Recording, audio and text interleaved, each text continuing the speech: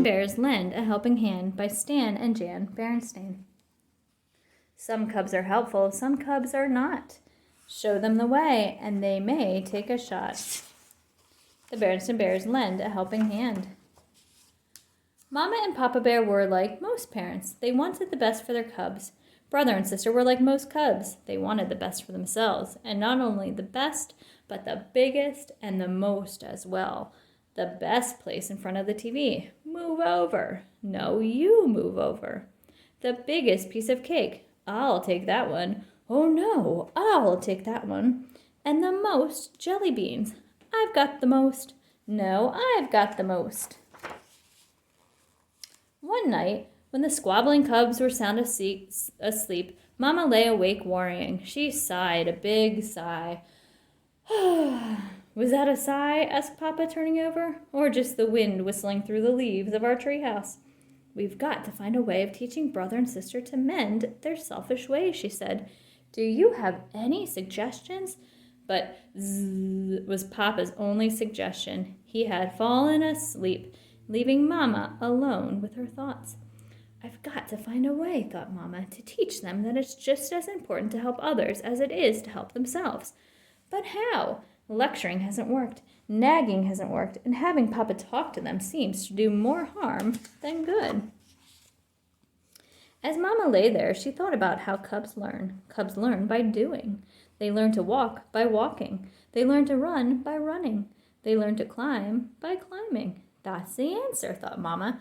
The cubs will learn to help others by helping others. But questions of who and where went unanswered as she drifted off to sleep.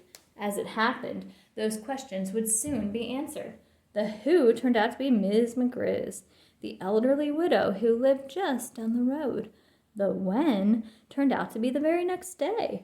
And the where turned out to be at the checkout line in the supermarket. Hello, Ms. McGriz, said Mama as she emptied her cart at the checkout counter. Hello yourself, said Ms. McGriz. How are you and yours? Just fine, said Mama. Some of mine are over there looking at the videos. Cubs, say hello to our neighbor. Hi, Ms. McGriz, said brother and sister. The cubs were a little nervous about Ms. McGriz. She was really old, even older than Gramps and Gran, and kind of bent over. And there was that crookedy cane she used when she walked. But the real reason they were nervous about her was that their ball had gone into her yard and knocked over some tulips, and they had never apologized. When Mama and the cubs were loading their groceries into the car, Ms. McGriz came out of the supermarket pushing her little collapsible shopping cart. Where are you going? Called Mama. To the bus stop, she said. The bus goes right by my house. So does our car, said Mama. Cubs, help Ms. McGriz into the car and put her things in the trunk. That's very kind, said Ms. McGriz as Sister helped her into the car. My goodness, she added as Brother put her things in the trunk. It must be wonderful to have such helpful cubs. Yes, it is, said Mama as she started the car. Most of the time. It certainly would be wonderful for me, said Ms. McGriz. Oh, said Mama. When the cubs realized they were being talked about, they leaned forward to hear better. Yes, said Ms. McGriz, I need a little help with something. By now, Brother and Sister were leaning so far forward that their seatbelts were pulling at them.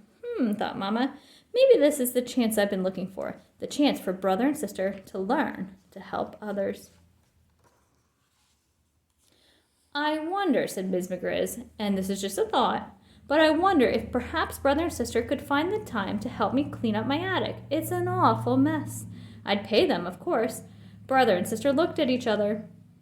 They didn't say anything, but their expressions spoke volumes. Help Ms. McGriz clean her attic? What about soccer? What about listening to records with Lizzie? What about playing video games with Cousin Fred? Well, I, for one, think that's a wonderful idea, said Mama. Cubs, how does next Saturday sound? She pulled the car in close to Ms. McGriz's house. Next Saturday, said the cubs. Then it's a deal, said Mama. Hop to it, cubs. Let's help Ms. McGriz get her things into the house. As the cubs helped, they saw next Saturday slipping away in the dusty haze of a miserable, boring old attic. When they were about to head home, Mama turned to Ms. McGriz. As for paying Brother and Sister, she said, They wouldn't think of accepting money for being nice to a neighbor. When the Cubs complained to Papa about Ms. McGriz's attic, it turned out that he was even more enthusiastic about the idea than Mama was. Cubs, I'm proud of you. I think it's grand of you to volunteer to help poor old Ms. McGriz clean her attic. But Papa, we didn't exactly volunteer, said Brother in a small voice. Nevertheless, said Papa, it's a wonderful thing you are doing.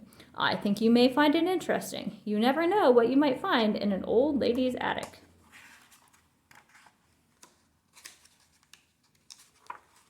Careful now, said Ms. McGriz. These steps are rather rickety. It was Saturday morning, and the Cubs were following her up to her attic. When they reached the top of the steps, Brother and Sister just stared for a moment. Well, here we are, said Ms. McGriz. They were indeed. A strange feeling came over the Cubs as they looked at the piles of old things. It was as if they had walked into the middle of her whole life. There was a dressmaker's dummy with half a dress pinned to it, and there were old magazines. There was an amazing ship in a bottle. Wow, said Brother, it has all the rigging. That was my late husband's hobbies, explained Ms. McGriz.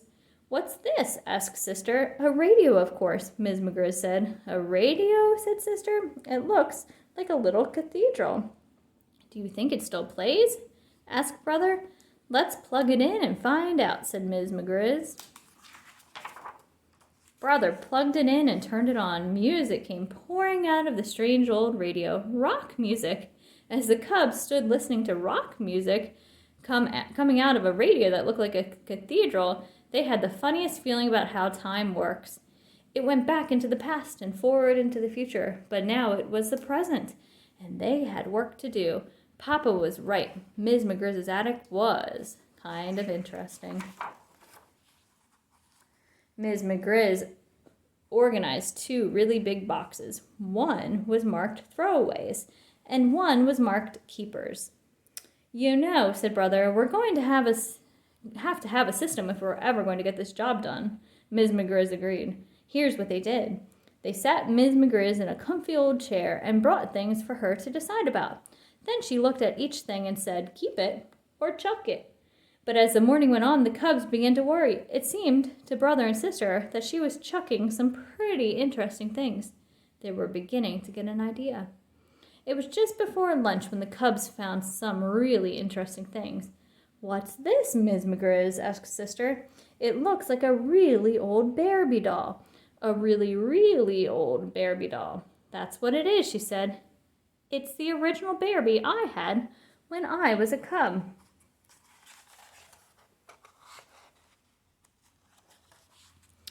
Then Brother found something in a box of old papers. It was a baseball card. I can hardly believe my eyes, he said. This looks like the Babe Bruin rookie card.